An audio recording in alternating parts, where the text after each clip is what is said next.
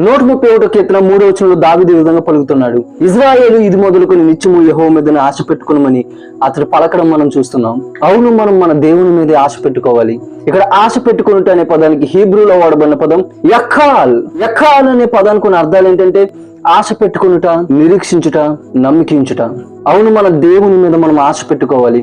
ఆయన యందు మనం నిరీక్షించాలి, ఆయన యందు మనం నమ్మికించాలి. అప్పుడు దేవుడు మన జీవితంలో తన కార్యాన్ని జరిగిస్తాడు. దావీదు అదే విధంగా దేవుని నుంచి ఎన్నో కార్యాలు పొందుకోగలిగాడు. మనం చూడగలిగినట్టయితే హెబ్రీ పత్రిక 11వ అధ్యాయంలో ప్రస్తావించబడిన విశ్వాస వీరుల జాబితాలో ఉన్న ప్రతి ఒక్కరు కూడా దేవుని యందు నమ్మికించడం ద్వారా, ఆయన యందు నిరీక్షణ ఉంచడం ద్వారా దేవుని దగ్గర నుంచి గొప్ప కార్యాన్ని పొందుకున్నారు. ఈ రోజు మనం ఆయన యందు నమ్మికించగలిగినప్పుడు, ఆయన మీద ఆశ పెట్టుకున్నప్పుడు ఆయన మన జీవితంలోనూ గొప్ప కార్యాలు జరిగిస్తాడు. కాబట్టి మనమందరం దేవుని మీద ఆశ పెట్టుకుందాం, ఆయన యందు నిరీక్షణ, నమ్మిక కలిగి ఉందాం. అప్పుడు దేవుడు మన జీవితంలో గొప్ప కార్యాలు జరిగిస్తాడు.